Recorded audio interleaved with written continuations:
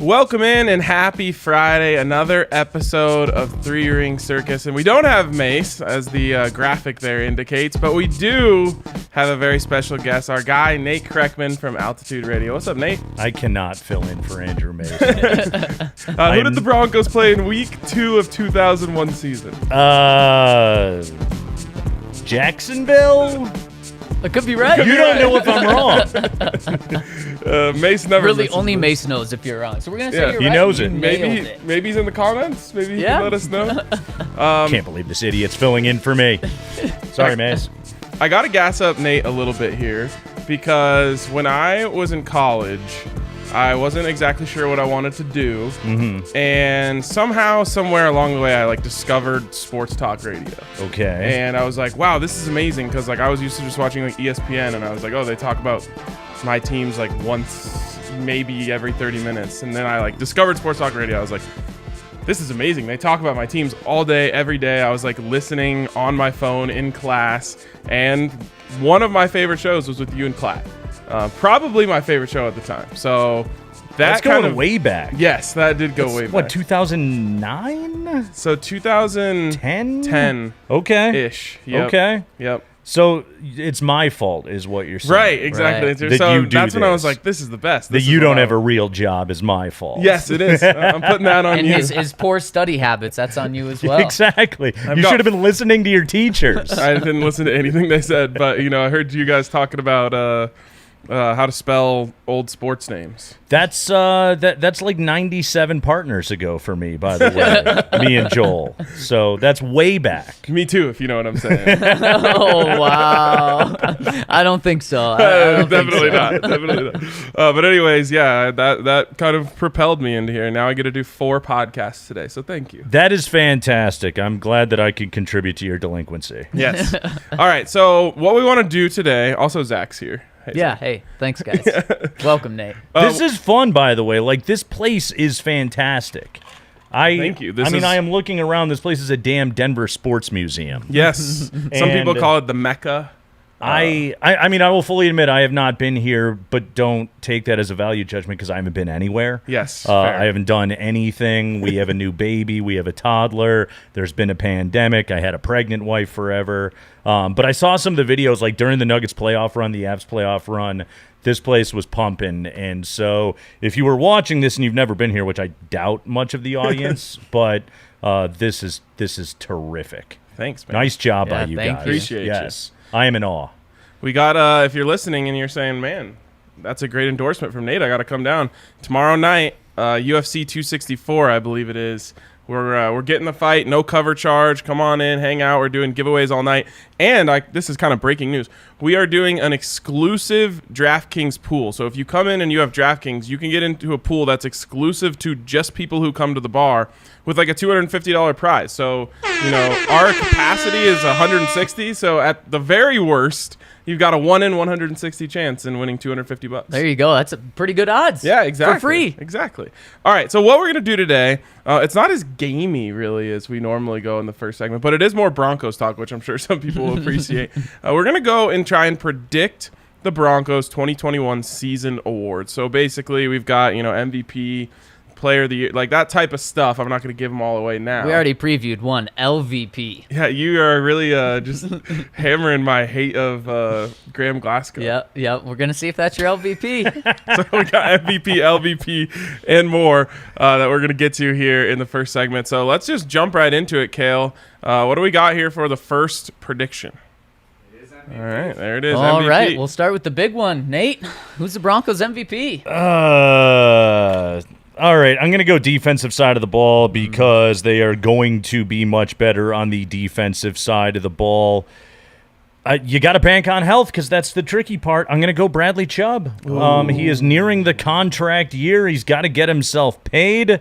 I think he's a monster. I think a fully healthy season, Vic Fangio's defense, he's going to finally figure out how to win some more one-on-ones. I will go Bradley Chubb as my MVP. I like that. Now, why Bradley Chubb over Von Miller? Because everything you said in describing why Bradley would win, you could say that about Von Miller outside of the figuring out one-on-ones. Von hasn't been great in Vic Fangio's defense yet. I haven't seen it. Chubb, I think, has excelled more. Also, Vaughn hasn't been good for, what, 2 years, 3 years? He missed an entire season. He's coming off of a major injury. I know Chubb's coming off of an injury, but it's not as big. So I'm gonna trust the youth and the relative health of Bradley Chubb. Fair. I like that. And I mean, if Bradley Chubb has a huge season, you have to think that helps Vaughn in a big way as well. You would think it helps everybody. Yep, exactly. I'm going to go for my MVP. How about this, Nate? Aaron Rodgers. Oh my God. It's a good pick. Get out of here. If he's on the team, he's the MVP. Okay, yes. If he's on the team, we'll have to redo the whole show and just give him MVP, Defensive Player of the Year, Wide Receiver of the Year. He'd be Coach of the Year, just like Peyton was. In all seriousness, do you guys, you saw him on the match the other day. Does that look like a guy who wants to play football right now? I said no. Yeah. I said after that, I was like, man, he looks so happy. He looks comfortable. content. Yep, that's the word I would use. Without football right now. He's got the hair going on. His golf game is so good that you know he's not working on football very much right now. He claims he only played 8 times in the last year. Dude can putt, man. Yeah. No, he was really, really impressive, and that's one of the big things that I wonder about. I was talking to Legwald the other day, and he was just like, look, when you look at Brady, that looks like a guy that is working out every single day, being a psycho like Brady is. Rodgers doesn't have that vibe. Like Brady had the feeling of like, I shouldn't be here while he was there. Right. And Rodgers was like, this is great, man. Right. Can we stay another week? I want to go play golf in Montana, by the way. Oh, my God. Looks nice. So I guess I saw in the YouTube comments after the show, that is a very private club. Because you were like, is it private? So. I was like, I don't know, maybe. Yep.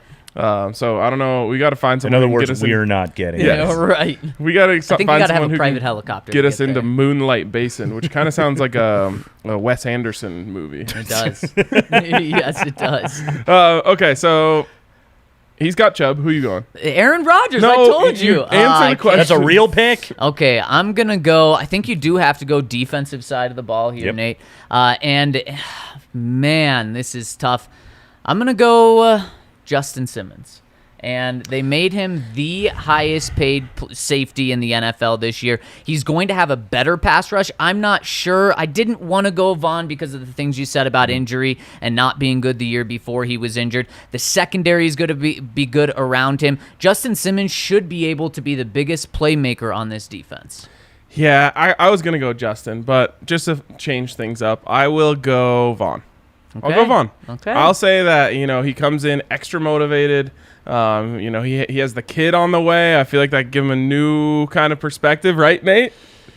Yeah, sure. That really puts your focus back on work. Totally. But it's just like a new motivation, because he's been to the mountaintop. He's been Super Bowl MVP. And I felt like content was a word you could have used about Vaughn for the last couple of years. But it seems like he's had a whole kind of, I don't know, like come to Jesus type of thing where he's just in a different mindset, and I think that could be very what I have beneficial. picked up on from his Instagram, and somebody had to tell me to go and take a look at it, but he's like got the vibe of somebody that like just discovered how cool Coachella is. I mean, every single picture, it's tank tops, it's frilly hats and whatnot. He's living his best life right now. Which again, I don't know how that translates to football. Maybe that means that he'll just completely kick ass, and maybe this is a guy that's just like, you know what, I've been doing this my whole life, and I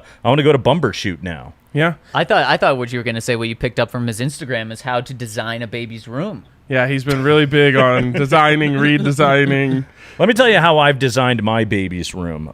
He's just over a month old, and I have yet to move my desk and my radio equipment out of his room yet. So that's how I've gone about it. So you're grooming him into this industry. God, I hope not.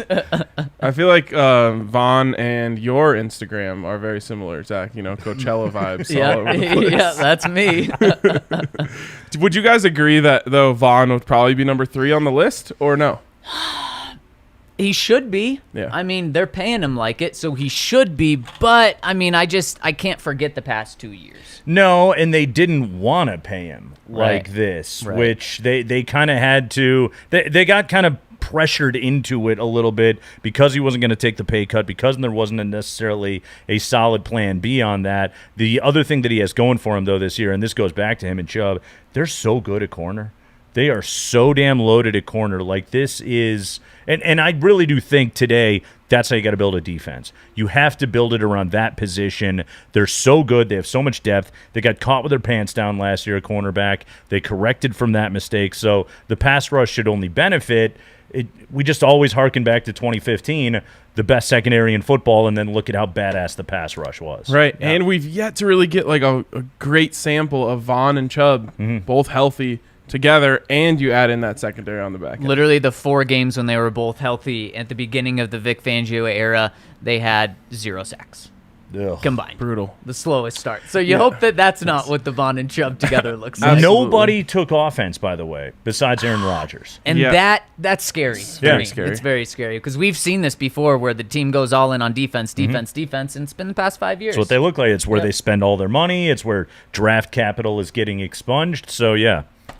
Offense, we hope. Yeah, and Nate had me on his show yesterday, and we were talking about this, and he was like, "Sell me on why fans should take the over at DraftKings," and I was like, "I can't, unless they get Aaron Rodgers. Like, you could take it now because it's going to go up probably 4 wins, Right. But until I know or until I've seen these quarterbacks and have a better feel of what it's going to look like out there, I'm very uncomfortable with the success of this team." Yep. Very fair.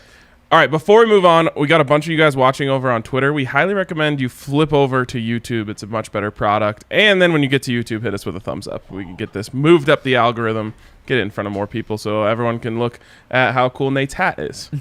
Hartford Whalers, Yes. right there. Wow. Shout out to Joel Quenville in the late 70s. Oh, yes. How about that? Ryan remembers that era. Yes, of course. It's a big era for me. Mace could have, by the way, rattled off like Oh, 17 I'm sure, different I'm sure. Whalers legends right So there. are you ready for it? Are you going to rattle them off for us? Gordie Howe played there briefly. Hey. We know I'm him. running out of Whalers legends in a hurry. All right, let's move on to the next award here. All right. Most improved. Nate, where are you going with this one? Like we're supposed to say Drew Lock here, right? Oh, boy. That would be That would good. be Yeah. great Then for maybe the he would be Broncos. in the MVP conversation, at least for the Broncos. But I'm going to go Jerry Jeudy on this one. God, I was looking at his numbers yesterday. I had not pulled up the season stats probably since like the week after the season ended. It's stunning to me with Jeudy. I think it was what was it, 52 catches on 113 targets, Yep. a fewer than 50% catch rate for Jerry Jeudy. He's too talented. There's no way that he's that bad again. The drop issues, I think, were largely about technique, about turning his head up the field before he had the football in. But the route running is there. I'm going to go with Jeudy, who I think profiles like an 80-90 catch guy, and that's even with their mediocre quarterback play. Yeah, I think that's just the right answer right there. That's who I was going to go with, but I'll give a different... Real quick, No? I just want to say I've seen enough of Jerry Jeudy cooking like random guys in Florida. No. Like, I just don't need to see that every day. Cones now. cannot cover him. Right, it's I can just tell like you that. Exactly. they've got some like I need if I want to see the video, it's got to be someone I recognize lining up across from him. Like, right. oh, that's Marshawn Lattimore. Like Not that a was guy that cool. hasn't played in 8 years. and Yeah, the last time he was exactly. in high school. Or like a high school kid. yeah. So enough of that. I'll go Von Miller because he can only go up, right? I mean, 8 sacks From would zero? be 8 sacks more than he had last year. It'd be the same that he had. He should get to at least 10, and it's disappointing that a lot of people are saying 10 sacks is acceptable from him because I don't believe that's acceptable. He needs to be more than that. But I'll say Vaughn, and then on the offensive side, I'll say Dalton Reisner. He did have a down year last You're year. just and I taking think 2, and I'm just now gonna you're just take take one off Yep, my table. yep. I was gonna go Dalton Reisner as well. Okay, now explain. I mean, I thought that scheme change was tough for him. And that was one of the things I liked least about it is you had this guy, he came in, he was like a little below Pro Bowl level as a rookie, and then you switch the scheme up and he kind of has to relearn what he wants to do. So I Same think scheme, though, this year. it is the same scheme, but now he has a full year in it, and I think he'll be able to get it right. He's athletic. He's a mauler. Like he has all the traits that you want out of a guy. I just felt like he didn't exactly know what he was doing last year, and it really impacted his play. Yeah, fair. I like your pick because it was my pick. Yeah, thanks. What were you gonna say? About Graham? Yeah, same. Or about Dalton. Dalton. Yeah. I was I'm just gonna say. waiting for LVP for you. All right, let's go on to the next one here. Best dressed. Oh. I didn't see that one coming. I think that's an outline of Will Parks because Well, he he's was no longer here. He was the best well-dressed. dressed. Yeah. Oh, it's Will Barton. Oh, okay. He was the best dressed. Yeah. Yes, one of the all-time greats in Denver sports right there. For real. Yes. You got a candidate here for best dress on the Broncos? Best dressed? I mean, I should be commenting. Yes, on I know. this. That's what I was thinking. Yes, my aesthetic, white dork. God, best dressed Bronco this upcoming season. I am so bad on stuff like this. I don't know. It's got to be a receiver, right? Oh, it could They be. Cortland? they dressed very well. Cortland Sutton, I think, is well dressed. Judy is probably very well dressed. Alabama wide receivers, if I learned anything from the draft this year, very, very well dressed. So yeah, I'll once again I'll go Jerry Judy. Okay. I like it. I'm gonna go a little off the beaten path. We'll probably talk about his outfits the most. I'm gonna go Vic Fangio. Wow. Guys, we talked Gray about sweatshirt. Yeah, exactly. We talked about it's 1,000 degrees today, as you said. Yeah. When it was like 99 during mandatory minicamp, Vic had the sweatshirt on. Well, like I always love, he's just like it covers the gut. Like he's not afraid to call out Right. his own shortcomings. Yep. My thing is like I always looked, and I was like, I can't believe he's not pitting out that sweatshirt. I was like, how is he doing this? Maybe he's just got a couple sweatshirts underneath. I assume he to goes catch dry the fit fit. under, right? Got it. Yeah. You got to think so. Yeah. Remember draft day? Didn't he? He showed up and he didn't have pants. Or not draft Yes. day, when he got hired. Yep. He didn't have pants. Yeah. And so like somebody had to like lend him a pair of khakis, but they had to like hem them very could- jankily with like a safety pin. Yes, I have like a picture from the side where you could just see like 4 safety pins. It's like I didn't own a pair of slacks. Like he just he shows up in sweats. And He's like, could you imagine if he was good and they won? Like how popular he could be because he's so likable. Yep. He's just like, he's schlubby. He wants to do nothing but watch baseball. He's kind of gruff and grumpy. Like he's your fun uncle. Yeah. He's not a good coach. He's like grumpy in an endearing way, or like he's like kind of an asshole in an endearing Right, way, right? right. Like you have that. Everyone has that friend Well, who's like funny but mean, and it's like it makes it funny. Like that's how I feel he is. He would have been like, had they gotten Hard Knocks, I think Fangio would have been the breakout star of the show because he's so entertaining. But instead we got to watch the Cowboys. But I really wanted the Broncos to get it for that reason. Do you ever watch the show Broncos Zone? It's on Fox 31. And Nick Griffith interviews Vic Fangio for like a half hour every week. And we do this bit on our show during the season. They do like questions from the audience at the end of the show, and they'll have like some kid, and they'll be like, Vic Fangio, like, what's your favorite meal? And he'll just be like, meatballs, next. Like, he's so grumpy about it, and it always makes for good audio. And Nick Griffith is he's working with nothing. So Right. he's doing everything that he possibly can. It is some of the most just fantastic unintentional comedy. Fantastic because it's pretty terrible. It is. Yeah. It's really, really good. And we have Nick Griffith on our show every year to talk about just how tough it is. It's pulling teeth with that guy. He's a tough customer. Like I was at this event they did at Topgolf, and I was like in the same bay as him. And we were like switching off, and I was like trying to like make jokes, and nothing was landing. Absolutely nothing was landing. I was like, oh, geez. Well, it was Joe like, Ellis was throwing me some courtesy laughs, but Elway was just saying, like, there were days where he would walk past Vic in the hallway and like, hey, Vic, how are you? And you just walk right by him. Just give him the snub. The guy's Joe great. Elway. He's a very entertaining person. I wish he was a better football coach. Yep. How do you feel about him going into the season? Do you like at least like give me the hot seat meter? It's hot. Yeah. How could it not be? The guy's never won a game in September. Yep. He's never won a game in September. And what he has proven so far, the MO when he got hired was this is the best defensive mind in football, which I think he's largely shown off while he's been here. He is the best defensive coordinator in football, but he's not a head coach. Yeah. He has not proven that he's capable of being able to do that job. And so I think the hot seat is big. I think George Payton really likes him. But also, what loyalty does he have to the guy? He didn't hire him. He has no loyalty. Right. So let's say that September streak continues, which would be even worse this year because of the teams they're playing. It's bad, yeah. Is he the coach in October? You lose to the Jags and the Jets, you're gone. They have to can you, and then it's like, okay, rebuild now begins completely in earnest. Oh gosh, yeah, that's an ugly road to go down. But that's especially also like what 12 weeks or 14 weeks with an interim head coach. Yep. But isn't that one of the things, though, that makes this year so uneven and weird is, like, Fangio needs a playoff berth to save his life, and Peyton is in the first year of a 6-year deal, and so he can completely think long-term.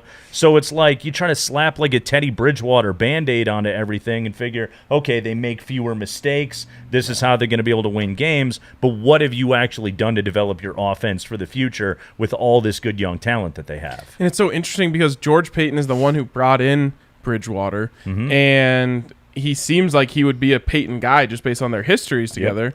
But to me, from like a logic standpoint, there's nothing for George Payton to gain in Teddy Bridgewater being the starting quarterback this year. But there is something for Fangio and the rest of the coaching staff to gain from them. Yeah, I suppose there's the theory of a playoff berth is just what they need for the next step. Right. Yeah. The littlest thing. And even though, and Drew Lock, you're going to figure out awfully quickly if this thing is going in the right direction, even the slightest bit or not. It's funny because when the Kyle Shanahan coaching cycle came around, the narrative that was put out as to like why a team like the Broncos didn't want him was he's just like too much of a football nerd. He just wants to sit in his office and watch film all day, and we're just not sure if that's going to translate to being a head coach. That couldn't have been more wrong. Did you guys see the video of him this weekend? No, what was he doing? So he's like on his porch, and the first time I watched it, I thought maybe there was someone on the other. There's no one on this other porch, so it's like across the road, and they have like a chimenea, and he's like, I can throw this football in there, and he tosses the football over the road onto his neighbor's deck and directly into the chimenea. Damn. And everyone's just like going crazy. He's like, oh my God. He's like cursing. I was like, that's a guy that like every player would want to hang out with. I think Vic Fangio actually more fits the all he wants to do is watch film. He's going to have a hard time relating to players. Maybe John realized that was his mistake in not hiring Kyle Shanahan. So he went and did that. Right, because he said the whole like, I want a genius on one side of the ball, right? Right. We got that. Yep. Well, and going back to Mike, it's funny because you bring up Kyle. You go back to Mike. When you talk to guys that played for Mike, they loved him. Yeah. They thought he was great. He threw ragers at his mansion that were legendary Halloween parties every single year that Chad Kelly there? Yeah, didn't involve somebody wandering into some poor person's house. But they loved the guy, and yet he was also that complete film nerd. Yep. Right. Yeah, I feel like that narrative was like the biggest miss ever on Kyle Shanahan. Everyone loves him. Yep. And we've seen him at the Combine. I mean, he's a fun guy. Yep. All right, what do we got next? Breakout player. What makes this different from most improved? This is like someone who hasn't been on the scene yet. Okay. Jumping on the scene, breaking out, becoming, would you say like a household name for Broncos fans? Yep, exactly. Okay. So you can go pretty deep with this one. I'm going to go right to Pookie. I'm going to go Javonte Williams, who I think is the starting running back within, I don't know, 2-3 weeks, maybe by week 1. Wow. This is already the guy that they're going to go with. He's got the shake. They want to get him involved in the passing game. They traded up to get him. It's obvious that they love him. Melvin Gordon has no future in Denver, so I'll go Javonte Williams. I like that. I'm going to go maybe even a little deeper than that. I'm going to go Netani Muti. You talking about a second-round pick. Big dude out of Fresno. Huge dude. Yeah. This is a guy that could have been a second-round pick if he wasn't injured for the majority of his career. He stayed healthy last year, and he's a guy, we only heard good things of him. And with the one game we saw good things, and coaches and players only raved about him. Shelby Harris said he picked him up and threw him down in practice last year. This is a guy that, I mean, why isn't he on the field? I think he'll be on the field this year. And Shelby, because Shelby said that on this show, and afterwards he just continued. Like after with the cameras off, he's like, "Dude, Moody is a freak." Yep. So that's a great pick. So is he replacing Glasgow in your world then? Someone gets injured. Yep. Okay. Or they slide Glasgow to center and have him go to right guard. Okay. Yep. Where's Quinn Miners in this world? Man, I think he's a year off. Okay. A year off, and then Quinn's the center next year. D3 to and the then NFL's a big old jump. Without playing last year, Yeah. too? Yeah, exactly. So everyone wants Quinn, and I want Quinn to be playing, but I just think it's going to be a year. And then you get Glasgow off the books next year. So, perfect. Do you think it would even be like, or how significant do you think the transition would be for Quinn Miners this year just to go play at Alabama? It'd be huge. Would he start? You would think. I don't know. Third round NFL pick. You right. would think. You would think. Yeah. But it's crazy to think like that would be a massive transition for him. He's going up against grown men on every play rather than like, I think he went up against like one grown man the whole season. I'm going to go even deeper. I'll try and outdo you here. I'm going to go Justin Strnad. Okay. Justin Strnad, they need a coverage linebacker. They need someone who can go out there and move around a little bit. Last year, it's crazy to think like they just gave up on that because they loved Strnad. It was one of the few rookies that I've really heard Vic Fangio praise. And then he goes down. Then they bring in Mark Barron to fill that job. Who? He doesn't even make it through one practice. Yep. And then they just threw in the towel on the idea of having a speedy linebacker out there, and they were just like, whatever, we'll just do it our own way. I laugh at Mark Barron because you bring him up. My co-host Andy Lindahl, every single week, he would always be asking the question, when is Mark Barron going to get healthy? And every week I'd have to be like, oh, yeah, that guy was on the team. Yep. They have him technically. Never. I honestly don't think he ever went through a full practice. Yeah, no. Which that's even worse than the running back from the year before. Oh, yeah, he got in a preseason game. Yep. Theo Riddick, that's right. That was another Lindahl guy. Yes. He loved him. Yes. This reminds me of when Zach asked Vince Joseph every single week when they were going to stop rotating. What was it, right tackle? Right guard. Right guard. Yep. Never did. Never did. Well, I mean, I think they eventually did because of like an injury. Right, exactly. Alan Barber and Elijah Wilkinson. Is that who it was? Probably no. It was Alan Barber and someone. Maybe it was Elijah. I think it was. Yeah. I don't remember the name Alan Barber.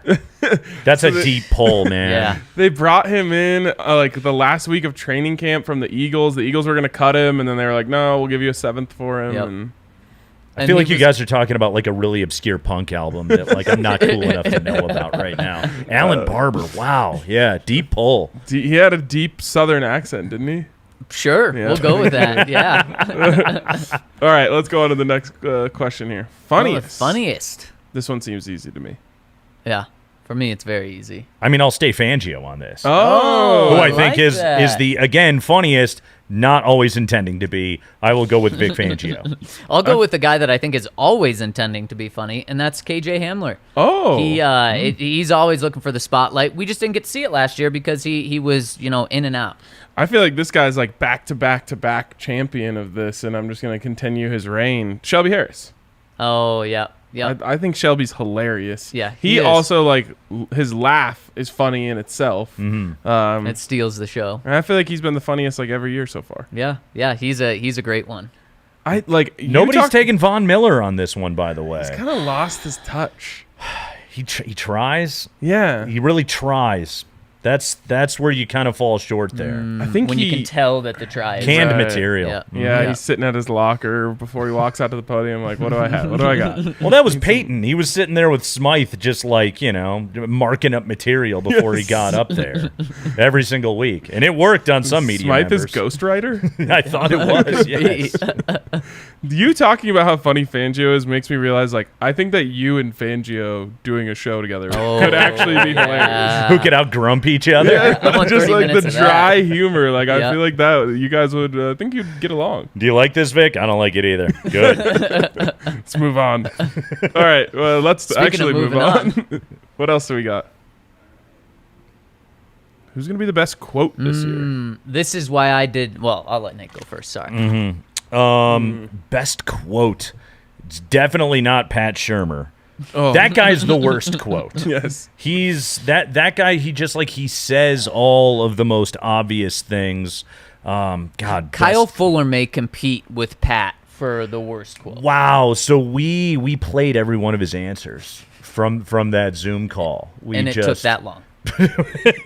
Guys. Which, hey, if you don't want to ever talk to the media, Yep. that's how you do it. Yep, you do That's- one and done. That is right there. But best quote, again, I'll be obvious. I'll just go back to Von Miller on this, who usually says the best things. He doesn't even realize necessarily that he's doing it. I recall, God, what was it, a year ago, 2 years ago? He talked about, man, like Joe Flacco is just some of these rollouts and some of these throws, they're not getting caught, but man, these throws are really impressive. And it was just like in the middle of that, you gave us the gem, dude. Right. So I will go Von Miller. I like that. I like that a lot. And like you said, he drops things, good or bad, every single day pretty much. I'm going to go Shelby Harris. That's why I didn't go for him on the other one. He's such a good quote. Typically a fun one, too. Can I give someone who's not going to give a lot of quotes, but I think they'll be good when he does? Sure. George Payton. Oh. He's kind of surprised me with just he's open. He's willing to talk. He's a lot more accessible than John Elway was in the role. I think we might see him actually speak during the season potentially at some point, which is not something we ever saw with John. So I think we might get some bangers out of George Payton. Bang. That would probably mean the team's good if he's given bangers. Yeah, I don't know. Like I'm very impressed, and I feel like there were people in the Broncos multimedia department sitting there just like wishing they could do content with the GM for the last 5 years or so, unable to. And as soon as George Payton got here, they're like, "We have a bunch of ideas. Are you down?" And he was like, "Yeah, let's do it." Yep. And I love that about him. Yep. All right, what else we got? Coach of the year. You sticking with Vic after everything you've said? No, I don't think so. No, I will not be going there. God, coach of the they could all be gone. Yep. After this season, like George Payton could just go out and find whomever his dude, his Stefanski is, which I think that's the profile of the kind of coach he would really like to hire and bring in his own guy. I'm not going to pick Tom McMahon on this one. Although, really, if you were looking for most improved coach, you really couldn't get any worse than what he was a season ago. How has he survived multiple coaching staffs and multiple bad years? Maybe he'll survive another one. Would you put it past him? I would put it past George Payton allowing that to happen. Allowing that to go down. God, coach of the year. I don't like anybody on this staff. There's one. Yeah, there is one. You could take the obvious one. Offensive line. Do you think he would survive a bad year? I think he'll be here as long as he wants to Yes. be. Yeah. Yeah, I don't. Yeah, he'll be here absolutely as long as he wants to be. But that's an obvious answer. I'll go Shermer because how could they be any worse? Okay, There a you little go. improvement wins it. The slightest bit of improvement is what I'm going for. I give this answer with no confidence, people. If he's coach of the year, Broncos probably make the playoffs. Yep. Yes. Yep. There you go. Definitely. Yep. Yeah, that'd be a great one. Yep. I'm gonna go. Although if Aaron Rodgers is here, it's like the whole thing that I used to talk about with Peyton Manning. Like just standing next to Peyton Manning is getting you a job somewhere. It makes you look good. Like Yep. Pat Shermer's not going to have to do anything, and he's going to look like he should win Coordinator of the Year. Yeah, exactly. I'm going to go with someone that George Payton's actually just handed this award to already. New coach Christian Parker, cornerbacks coach, Wow. because Good George poll. Payton gave him everything that he needs to succeed. I mean, this should be easy. Pat Surtain doesn't really need coaching. He can just learn from Kyle Fuller, learn from Ronald Darby, learn from Bryce Callahan, and then he has 3 $10 million corners. So the cornerback room should be excellent. It should be elite. And Christian Parker gets to coach him up. I'll be there. Yeah, good name. Did you have to look that up, or did you know the cornerbacks coach off the top of your head? I knew it was CP. I did look it up, though. It's right here. You sure you weren't just thinking of CBs? Oh, it could have been, yeah. All right, well, you guys are going to leave it out there for me. I'll take Mike Munchak. I mean, he actually is the best coach on the staff. He's the best person at his job, and I don't see any reason why he would stop being that. If they fire Vic, like let's say the 0-3 September happens and Vic gets fired, who's the interim head coach? It's Munchak for sure. You think it is? Yep. See, this is where I would disagree. I don't want to take a strength and make it a weakness. I don't want to pull him out of the offensive line room. Honestly, I'd give it to Shermer. Wow. Like you are, I would just say, Pat Shermer, you are a replacement level head coach in the NFL. Get this thing to the finish line. And the other thing that I would add to your point is it's kind of awkward if you make him interim head coach, don't then hire him and ask him to go back to being your offensive line coach. Like that could be kind of weird, you know? Right, because he Right. wanted to be the head coach. Right. That was, and then he just kind of settled for, well, my family's here, I can go be an offensive line coach in Denver. And Yeah. a well-compensated one. Right. Yeah. Who do you think? if it's Pat Shurmur, what I would do if you're going to go Pat Shurmur, you might as well go deeper and go with Zach Azzani, a guy that is more highly viewed around the league, and just see if you have a gem. Up-and-comer? See if he turns out to be the guy, because you know Shurmur's not going to be the guy. You're not going to keep him around, so might as well try someone else, because you're probably going to blow it all up. That's a pretty good idea. I like that. Thank you. Wow. Man.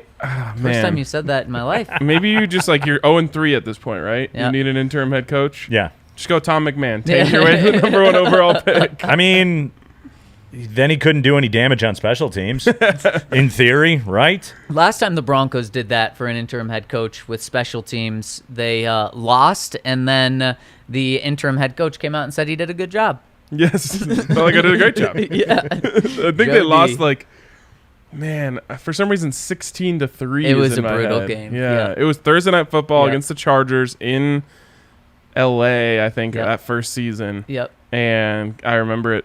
It was so bad because I wanted Joe D to succeed. Yep. I like Joe D a lot. Yep. And He was proud on the podium after that. I had asked him during the week, is this a dream of yours? And he was like, yes. And so I was really pulled for him. And That would be a fun topic for you guys, like a deep dive of power rankings of all-time interim head coaches, Broncos history. Studesville, strong finish. I mean, he got one win. 1-1 was it? Or Yeah. was it 1-2? Del Rio, I think he was 1-2. Del Rio, I remember didn't wear socks at his press conference. Joe D is one right there. And now I'm drawing a blank on any other interim Broncos head coaches. that's Comment pretty section, good. fill it in. All right, let's move on here. Do we have any more? Oh, Last LVP. one. Last one. Is that Tom Brady? Yeah, is that too incredibly obvious? Yeah, Wow. it does look like Tom Brady. a guy that's never won this award? Certainly not. Did you see that thing that I put in the Slack yesterday? What was it? So it's we obviously knew that Boston was great when he was there, and Tampa's been great since he's been there. But someone put together an Excel spreadsheet of this, of how teams have done wherever Tom Brady's lived his whole life, and they always win championships. Really? So he's from Yeah, this San is this Francisco, is a he's from the couple Bay years old. Area. That Okay. was during the whole 49ers dynasty. Okay. Then he goes to Ann Arbor for college. You got the Red Wings win 3 Stanley Cups, and Michigan wins a national championship. Okay. Then he goes to Boston. We know about that. And then on this graphic, it doesn't even have it yet. But now in Tampa, you've got Lightning 2 cups. Lightning have won 2 cups. The Rays made the World Series. And, of course, the Bucks. So literally everywhere he's lived his entire life has had an historic run. Yep. That's why you guys should have been on my bandwagon last year about bringing him to Denver. I think we need to toss him into the lake and see if he sinks. Where would that be? I don't know, but he's a witch. I mean, I'm very uncomfortable with it. All right, LVP. So this is least valuable projected starter is the way we were going to label this. Who are we projecting as the starter at quarterback? For the sake of this conversation. whoever you want. Okay. I'm going to go Drew Lock. I think he's the least valuable player on this team. Bridgewater is going to end up being the guy, and Locke is going to be a second-round pick that gets the Broncos nowhere. Yeah, if Locke starts as the quarterback and then he's benched, that's the answer right there, without a doubt. And it means things aren't going well. By the way, I don't think he starts. I think Teddy Bridgewater is the week 1 starter on this team. I think so too. I think that the connection between Teddy and Jerry Jeudy is going to really help Teddy. Yep. Because that's not only is it, the George Payton's guy in Teddy, Yeah. but it's also a reinvestment in your first round pick from last year where truly if Jerry Jeudy had another season full of drops, you would suspect that's going to happen for the rest of his career. Right. And so you bring in Teddy, he's got a nice, soft, easy, catchable pass. Jerry Jeudy goes crazy. That's a win for the franchise. Well, and on top of that, Cortland Sutton, who's Drew Lock's guy, if you view it like that, he's probably not going to be 100% going full 100 during training camp, so that's not going to help Drew. That's true. I think it's also huge for Teddy that he's going to have actual professional coaches. And look, I think Matt Rahul might be able to figure it out and actually coach a little bit. I always have to over-enunciate the H in that name. And maybe Joe Brady's going to be a good NFL offensive coordinator, but both of those guys coming directly from the college ranks and then coaching in the NFL, they didn't know what they were doing. as Teddy kind of showed. And he called him Yeah. out for it. He said they don't work on red zone, which you don't work on situational football in college football because you get 100 plays a game. In the NFL, you get 60.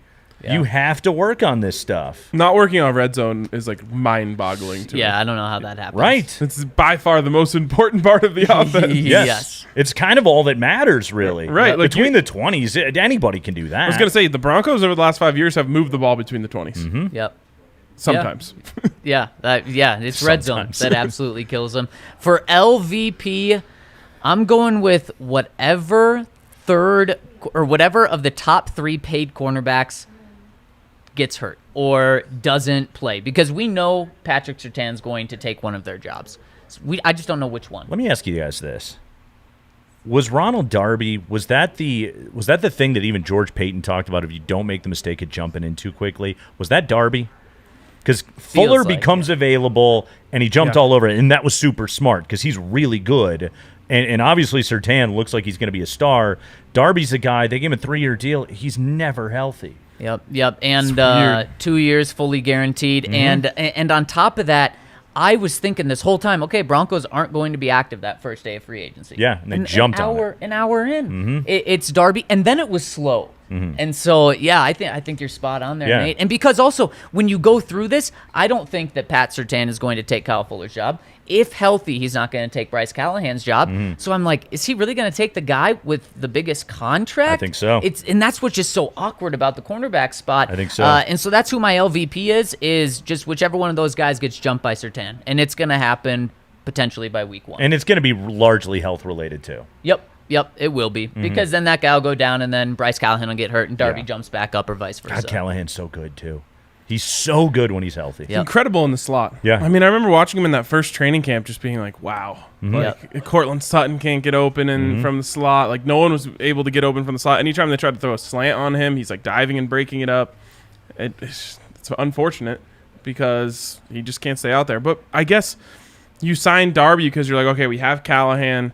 He might get injured. We have Darby. He might get injured. Then Fuller comes available. You're like, okay, well, we'll take him too. And then you're like, well, Surtain's our favorite guy, so we'll take him too. It's not a bad thing that they got 1,000 corners. No. Because we saw what happened to him last year, and that was embarrassing. And the year before, it's like my biggest feather in the cap of Vic Fangio is like they signed Devontae Harris off the street. They had to start him 2 weeks later, and like they were able to like cover him up. He was okay. Yeah, to make him look okay. And then like week 3, I think, for Devontae Harris is when the wheels kind of came Exposed. off. But it's like what he's done with those corners has been really impressive. Now, if you give him just a stable of great corners, I think he might be great.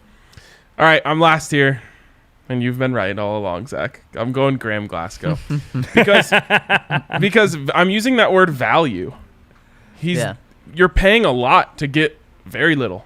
And it's one of the true black marks on John Elway's resume as GM is just like overpaying for crap offensive linemen. And that's what Graham Glasgow was last year. His free agency batting average has been so low. Yeah. And post-Peyton especially. Yeah. I mean, the 2014 class, that's an all-time great. Yep. But it kind of reads a little bit like, remember the baseball career of Brady Anderson? It was like 6 home runs, 8 home runs, 12 home runs, 51 home runs, 12 home runs, 12 home runs. Yeah. It's rough. Yeah. But maybe George Payton is, gonna get it turned around. But yeah, I'm going Glasgow. It's just he was really bad last year, and they paid him a lot of money, and so you go least valuable. You're paying a lot, getting very little. And you even think he may be benched, so I do for Moody, your boy. Yep. So there you go. Don't you predicted him as a breakout player? So are you predicting that too? He's gonna play, or they slide because they have an $11 million investment in Glasgow. They slide him over to get the value out of it. Cool. Do we have one more, Kale? Yep. All right, let's do it. Rookie of the year.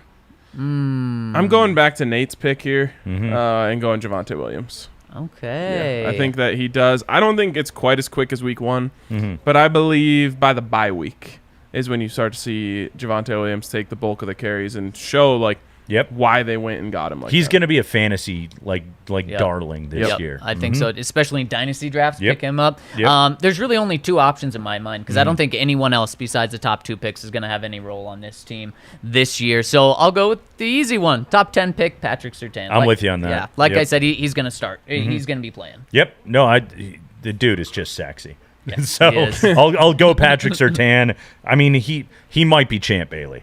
Yeah. He might have that kind of career. Yep. And he should, since you drafted him over a quarterback. Mm-hmm.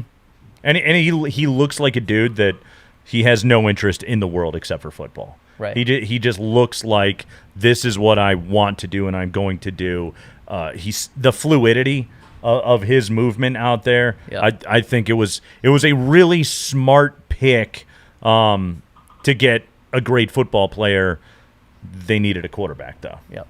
Yeah. If Justin Fields pans out, I just There's nothing that Patrick Surtain can do. Yep. Nothing. there's nothing that I don't know if George Payton can come back from that, unless obviously he gets it figured out. But it's not Right. that easy, especially if you're gonna go be a 500 team with Teddy Bridgewater as your quarterback. Okay, well now you're picking at 16. Mm-hmm. You're not gonna have the same opportunity for Justin Fields to fall to you. I Yep. don't know. Ryan Pace still has a job, and he's passed on many a franchise. Ryan Pace was a genius, by the way, for drafting Justin Fields. Yep. Because Ryan Pace and Matt Nagy bought themselves a couple of more years Yeah. on the job Yep. by taking that guy because they are bad. Yep. They are really, really bad. Yep. It's really smart. If your job's on the line, get a quarterback. Yep. All right, is that all we have? That is it for that segment. All right, Zach, let's hit a quick break here, and then we will get into the red zone because I know our guest for the red zone is already waiting. Well, Nate was mentioning rough earlier, and if you're rough below the belt, well, you got to check out our friends over at Manscaped. Get hit up with that Lawnmower segue. 4.0, which will help. Also, get the Perfect Package 4.0, which comes with the Lawnmower 4.0, and so many other things. You'll get the Weed Whacker, the Lawnmower 4.0, the Hair Trimmer, the Crop Ball Preserver, the Crop Reviver. You know what we're talking about with crops, Nate? I know exactly what you're talking about. Andy Lindahl did this live read for a while, and I got free product. Yes, the lawnmowers helped all of us. I'm preserved down there. I'm telling you, the Preserver, most underrated Manscaped product. It preserves, yes. does. Especially when it's this hot outside. So You make need sure it. to check them out. Use the code DNVR when you go over to manscaped.com. You'll get 20% off and free shipping. All right, speaking of a good weekend here, we weren't speaking of a good weekend at all, but we are now coming down to There you the go. DNVR bar and have yourself a Breck Brew. We got, for members, you get yourself a 22-ounce beer for the price of 16. Comes in a frosty, massive glass, and you're going to want to fill it with Strawberry Sky. I already declared it. It's a Strawberry Sky weekend. It's a Strawberry Sky week. My favorite of the Breck brews, or you can try out the RK Special, which probably should be my favorite, but you can't really beat the Strawberry Sky. But you do throw a little hop peak in there, spice it up a little bit. But whatever you do this weekend, make sure you get in on some Breckenridge Brewery. Do you guys have Palisade Peach Wheat on tap? We have at one point. Oh, it's It's fantastic. really good. Yes, Yeah. it is. Yep. So good. The Mountain Beach too. Have you had that one? Oh, yeah. Mhm. They kill it with their fruit beers. They're the king of summer beers. Yep. And they're really the king of all beers. But I think someone already took that phrase. So we'll go king of summer beers for right now. Check out Breck Brew this weekend. Also, you can get in on the Good Company hard seltzers and the Lemonade hard seltzers, which are both fantastic as well. And like RK said, get here for UFC 263 this weekend. 264. 264. You're right, because you get 1 to 264 odds this weekend. The bar's just going to be popping for it. There's so many giveaways we're going to have. Get the member beer and join our family. Go to thednvr.com, subscribe, and when you do, leave a comment on this pod. All right, we went very long in the first segment. Nate, if you ever have to leave, you can just walk The out. show doesn't start until 2 o'clock. All right. We're good. Nowhere to Sounds be. like we got until 150. Sweet. We're going long again. All right, let's actually bring in our red zone. So how are we going to do this, Zach, for the formatting? Is he going to go up against Nate in the first round? I like that. Yes. And then- Ooh, let's do this. Me in the second round and you in the final round? Let's do it. All right. Let's do it. Okay, so who do we have here? We've got our guy, Chad. What up, Chad? How's it going, guys? There we he go. is. What's going on? Audio? Yay. All right, you've come into like an How's it injured going, everyone? undermanned team here. You got a chance to No Mace. to be the champion here because there's no Mace. Now, last time I filled in for take Mace it. in the final round, and I dominated our guest. But this time it's your turn, Zach. So thank you. you're gonna go up against Nate Kreckman here in the first round. And Nate, what we usually do here, because we feel like they're on a little bit of a delay, is we give them the first crack at the answer. All right. So let's get started here. Chad, what year were the Denver Broncos founded? Oh, was it 1964? Did not get it. Nate? 1960. That is correct. All right. Ding, ding, ding. You are down 1-0 here. You got to get this one right, but you do have the free unopposed question after that. I kid you not. I dreamed last night that would be a question. That's weird. Yep. And I didn't look up the answer. The founding of the organization? Yep. When was the organization founded? That's how it was in my head. All right. In what round was Terrell Davis drafted? 6th round. That is correct. Ding, ding, ding. All right. This is the rubber match That here. one was easy. He answered that so fast I know. that I don't think he gets the free delay here. All right. Who was the first ever Denver Bronco to compile more than 15 sacks in a season? Oh, gosh. I have no clue. That's a good one.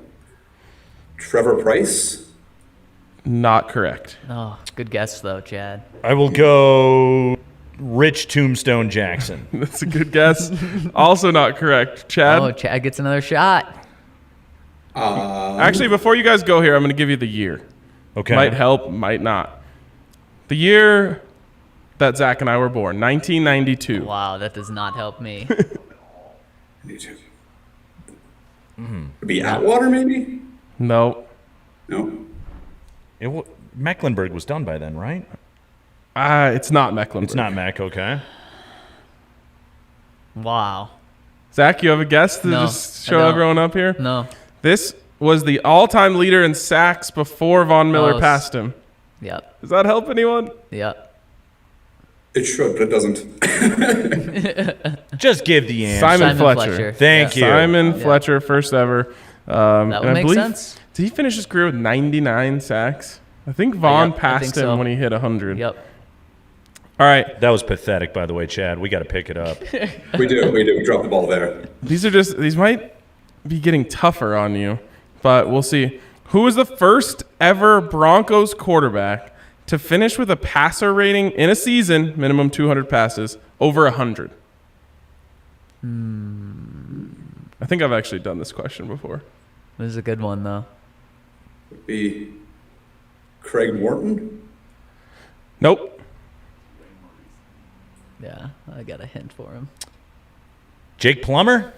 Closer. Damn. That would have been my Now I guess, know who it Nate. is then. Yeah. I hope it's not the answer, but was it Brian Greasy? That is the correct Hey! answer. Brian Greasy. He moves on to round 2. Love it. Way to go, Chad. Nice Those were- job, buddy. See, I usually give the questions for Mace, so all of the ones I have like in my file here are pretty tough. I tried to give the easiest ones I have in the tough question category. Yeah. Well, those were tough. Impressive. Indeed. So now you're going up against Ryan. Chad, beat him in. Let's do this. All right. Since 2000, the Broncos have drafted 1 player from CU and 2 from CSU. Name them. Okay, so you've got from CU. Whoa. Our guest gets the first shot at this. Okay. Wow. I thought that was just a first round Oh, courtesy. okay. But You think the delay goes away? kinda. He doesn't have a delay today. No delay? I guess not. But from CS. Hit it then. Who is that quarterback? I'm forgetting his name. Maybe we'll go first question delay. Yeah. Brian, you can go ahead. I don't know. All right, the CU player's Juwan Winfrey. Yep. Bingo. Yep. CSU is so tough because there's a bunch of undrafted guys they've had from there. So I'm Yep. trying to remember who they actually drafted. Yeah, the undrafted guys are better than I the know I drafted have guys. 1. And I think I have 2. Okay. Should have given this one to Mountain West Nate. Over. I know, right? Did they draft Cecil Sapp? No. Okay. So I guess that gives him another crack at a guess here. So we've got the one CU player. We just got to get, if you get the 2 CSU players, you'll win. Oh, I'm going to drop the ball here. I don't know. Okay. Ryan, one of them's your favorite guy. Your favorite guy ever. You just love him. They drafted Bradley Van Pelt? They drafted Bradley Van Pelt. 7th round pick, I believe. Yes. Is that the one that you had? Late round pick. No, I have the other one. Yeah. A little more recent. I have an answer I'm more confident Ty in. Sambrilo. There you Yep, go. exactly. All right. How about taking that? down. In the past 21 years, the 2 biggest college football programs, only 3 guys have been drafted. But a lot of guys have been brought in. Right. For sure. And that's kind of what you do with your local programs, right? You're like, oh, we have the best look at the sleepers over there, and you end up with Philip Lindsay.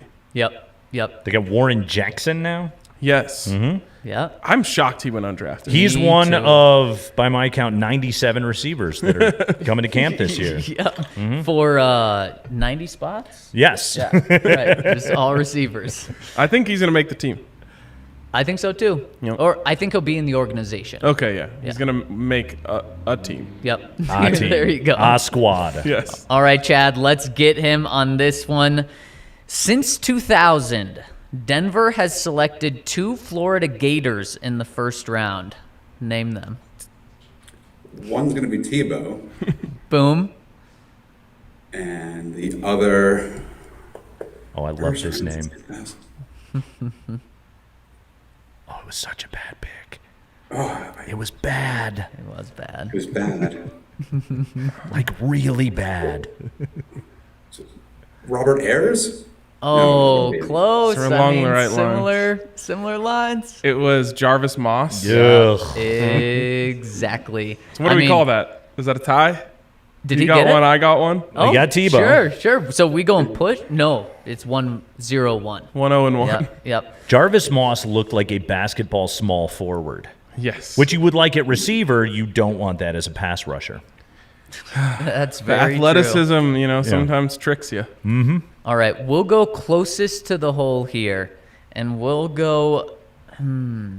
How many players remain on the team from the 2015 draft? 2015. So this was the draft leading into the Super Bowl. Yep. Super Bowl year's draft.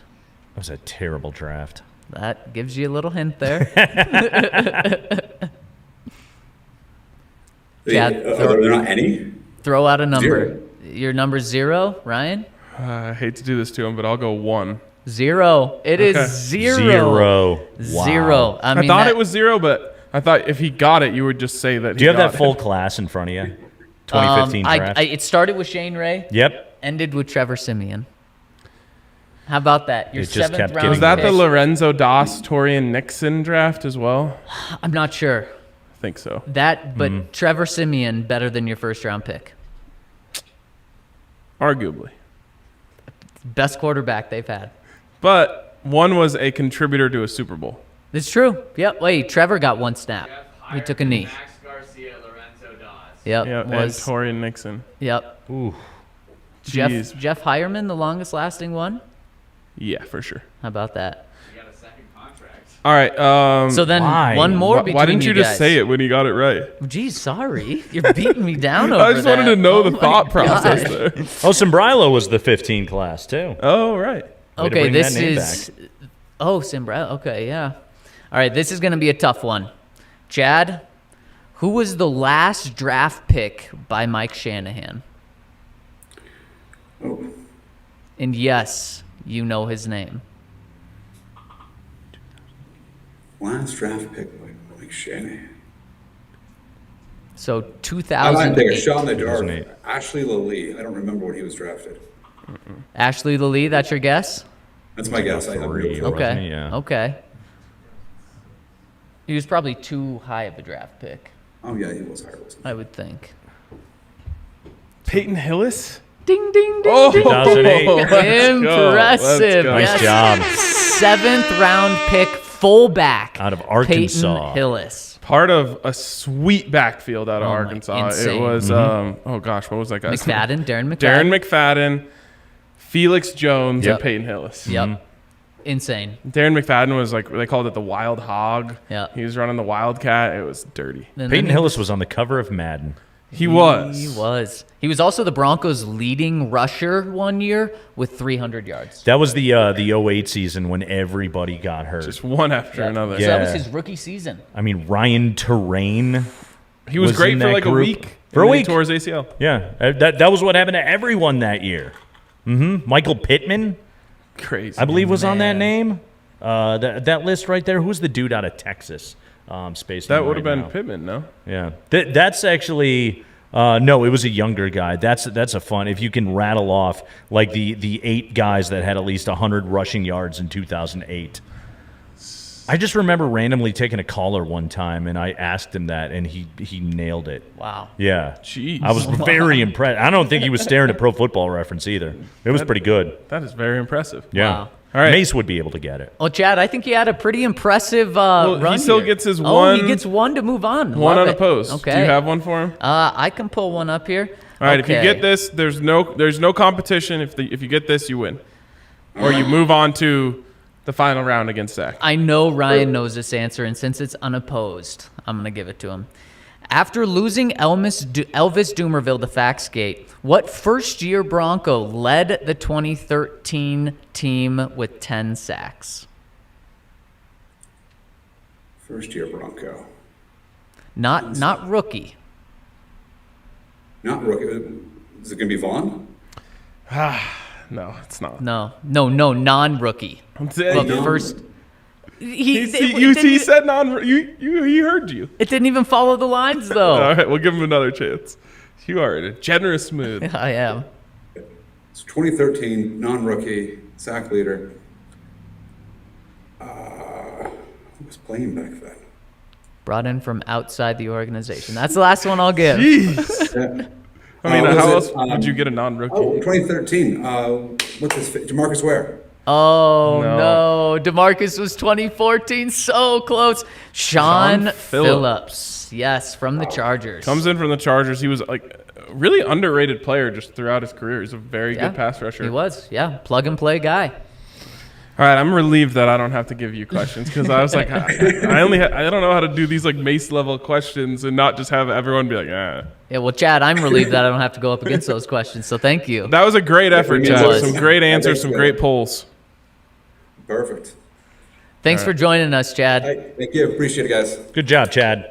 All right, we're going to hit one more break here, and then we will go to the great TV show draft. I know Nate, big TV show connoisseur. I get the first pick here, by the way. You Oh, are yes. going to get the Oh, first this is pick. an You honor. get the But pick. first, Zach, what are we telling the people about? Well, you know, we talked about coming to the bar for UFC 264, and it's 264, so DraftKings is handing out 264 to 1 odds on tomorrow night's fight. All you have to do is pick one fighter to win in a knockout in the first round, and if that fighter does just that, you win $264 over at DraftKings Sportsbook. So if you don't want to get in on that, though, they have so many odds boosts. They have basketball that you can bet on. No longer hockey. You can get on future odds, though, and, of course, baseball. So make sure to get in on that. Maybe put some bucks down on the Bucks to win to come back. You'll probably get some good odds over there. So download wouldn't the do top-rated DraftKings Sportsbook app now and use promo code DNVR when you sign up to get those 264 to 1 odds over at DraftKings Sportsbook. Must be 21 or older, Colorado only. New customers only. Restrictions apply. See DraftKings.com/sportsbook for details. Gambling problem? Call 1-800-522-4700.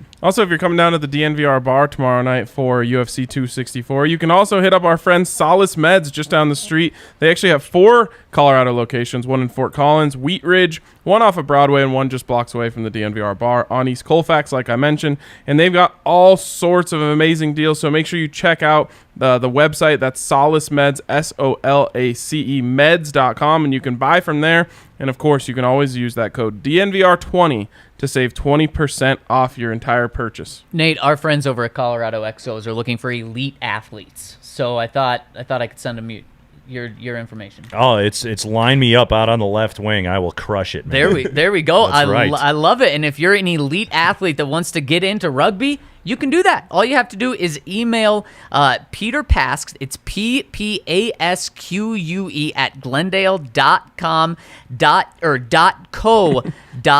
.co.us. So there you go. You wanna run through that one more time? .us PPASQUE at glendale.co.us. And what's so cool about this is anyone can do it. Anyone can do it. Get a shot to be a rugby player, and they're doing awesome things over at Infinity Park. Check out what they're doing. They got Rugby Town 7 tournament, August 20th to the 22nd. So make sure to check them out. And we've also got the coverage of everything. So if you need it, just go to thednvr.com and check out everything we've got covering the Colorado Exos. By the way, Rugby Town 7's featuring public address announcer Nate Kreckman. Oh, That's right. Yes. I love it. I got to plug myself. There we That's go. Absolutely.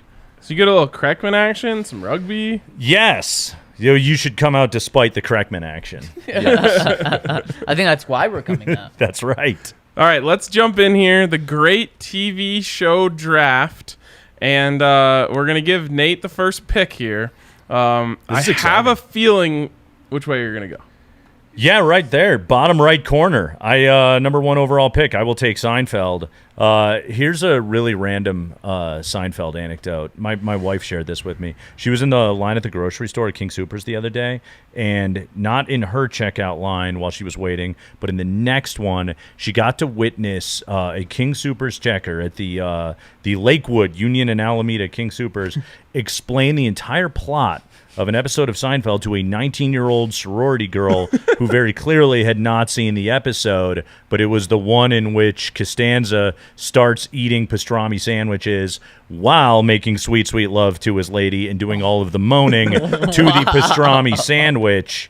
And my wife got to see that recreated in real time from a King Soopers checker explaining this to a college girl that had no idea what she was talking about. So no, she had no idea. Did she Yeah. have any interest either? No, but I think she was polite. Okay. Yeah, which is nice. We don't normally like to get people fired on this show. All right, I guess I have the second pick here. I always do this. I always just try to play to the crowd.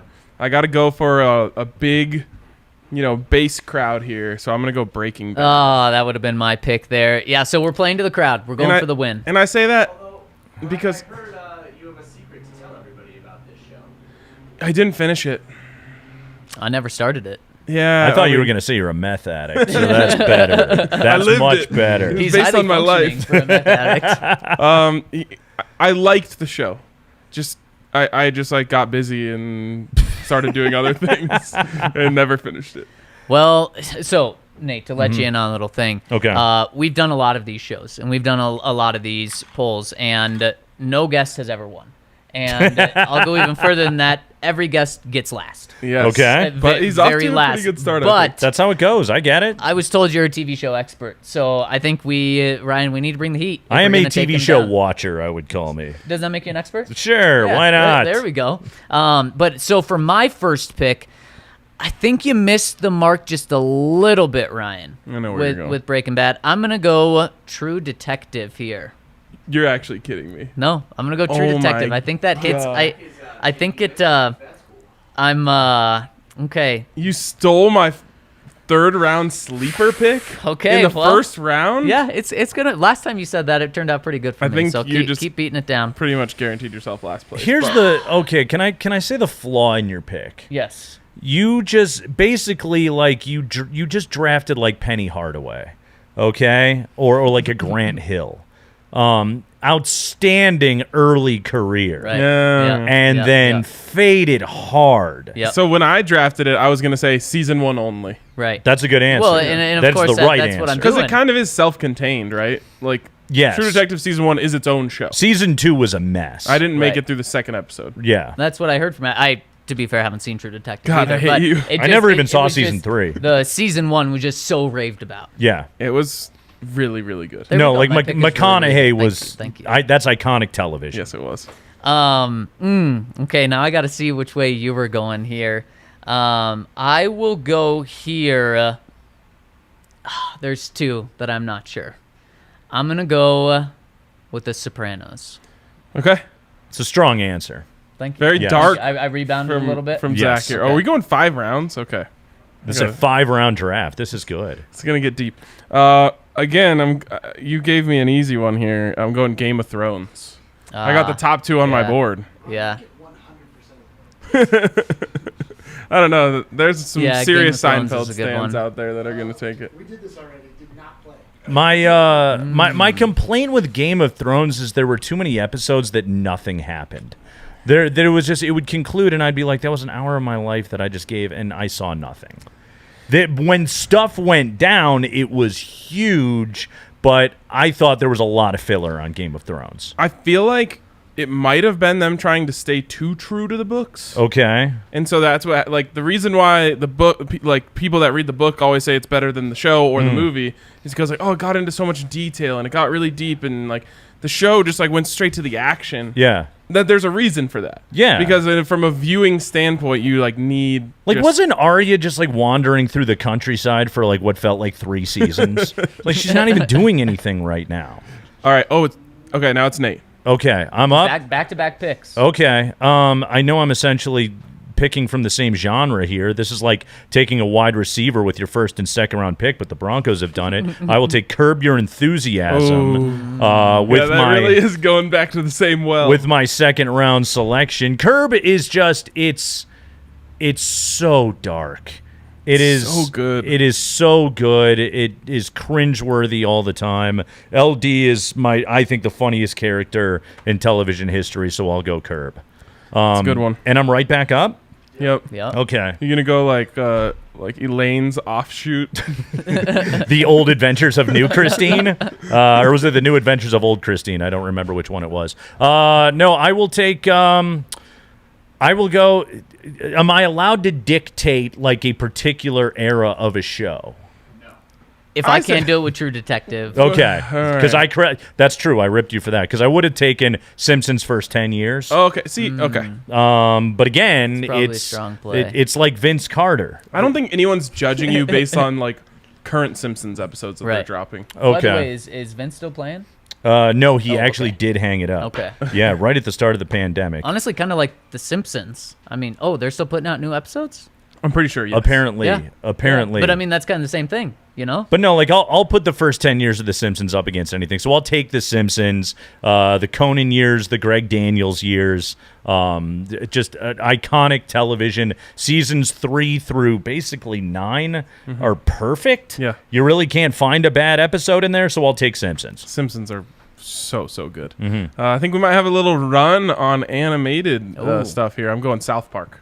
Strong pick. Yeah, especially with Another this, show that's been on forever. especially with this crowd. Mm-hmm. Yeah, you're doing pretty well so far. Thanks, bro. You guys didn't even watch when we did this on DNVR. We didn't. Well, one thing that I haven't watched is any of the shows that have been drafted so far. Haven't seen a single one. Of, You've never seen any of South them. Park? No, I hate adult animation. So yeah, Simpsons, South Park. Adult animation sounds like something. Well, I was going to say, we know what your search history doesn't look like. I didn't say Japanese adult. Oh my God. I just said adult. Wow. All right. I'm said we going. weren't getting anyone fired today. I'm going. Zach's never watched a TV show. Here's the one that I have watched, and I think it's gonna play well. The Office. Okay, that's a pretty good late third round pick. Yeah, thank you. Yeah. Thank you. Yeah. And then I'm gonna go with my personal favorite, House of Cards, for my next pick. Okay, it's good. It's good. I feel like I'm finishing stronger than I started. I would say The Office should have been your first round pick, based on it's kind of like we talked about if like Drew Lock had been the first round pick, like no one would have been, because at the time people were like complaining about Noah Fant. And it's like if you flipped Drew Lock and Noah Fant, no one would be complaining. Right, exactly. That's how I feel about you. If you Thank would have you. flipped True Detective and The Office, So my board's okay. your board's all right. It's decent. All right, here. What do we got? Let me just peek at my board here. Going back for a to second. animation.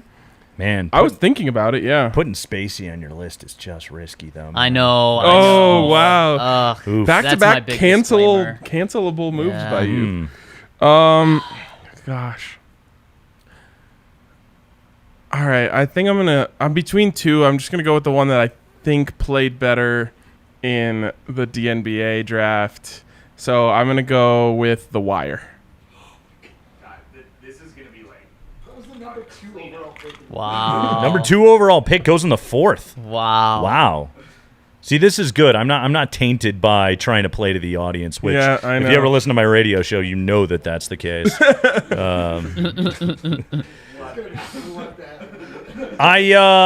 Right here. Okay, final pick of the 4th round. I will take Arrested Development, which I think is one of the funniest sitcoms that was ever on television. So I've got Arrested Development, the show where the line "I just blew myself" came from. So yes, I'm going to rock with Arrested Development. There's always money in the banana stand. Yes. See, I like that you're staying true to yourself. Thank you very much. It's very admirable, and you're gonna beat Zach. Maybe. I don't know.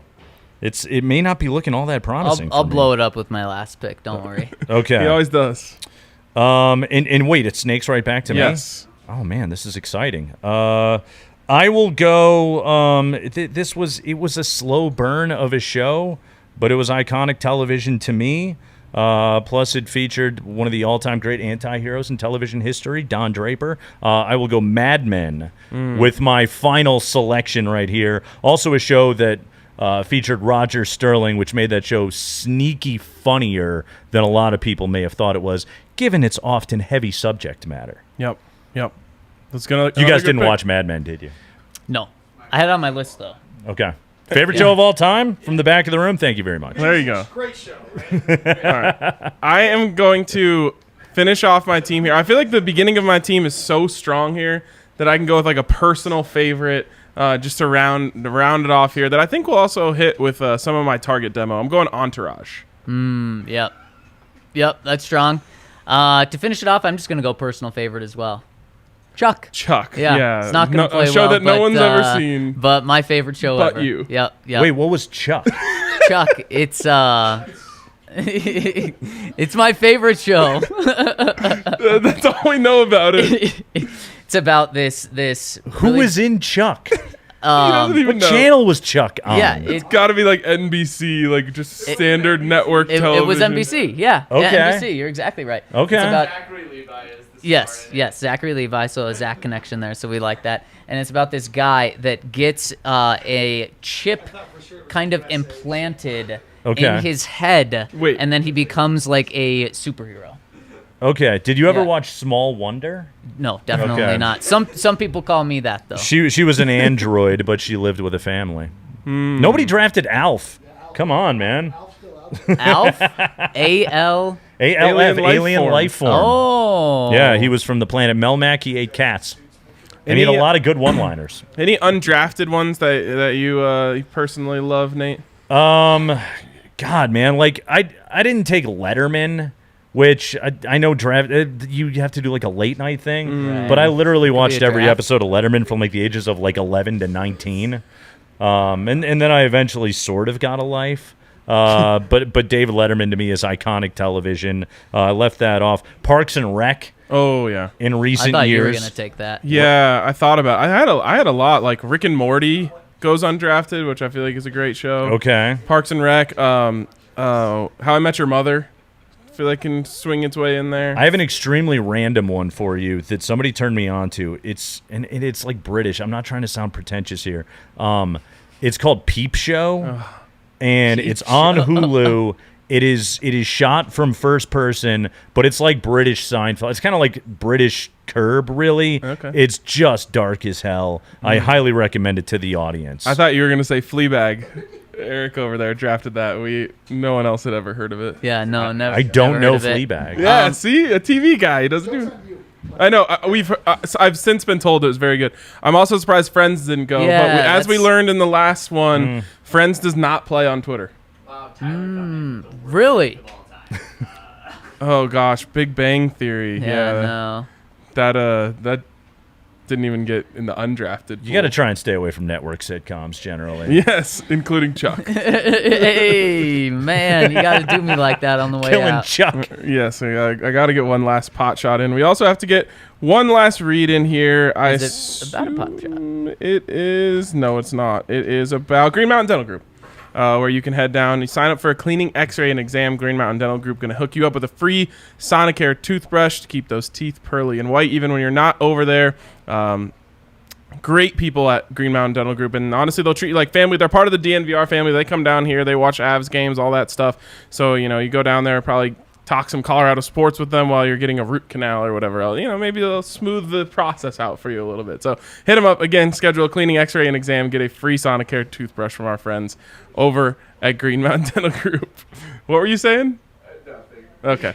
Anyways, that's going to wrap it up for us here. Nate, thanks so much for joining us. Thank you, everybody. Yes, thank you. We're glad you have nothing going on, just Literally generally, so you could nothing. stay here the whole time. No, this was great. Thanks, guys. This was so fun. And thanks to everyone who tuned in. We will catch you guys next week on the DNVR Broncos podcast.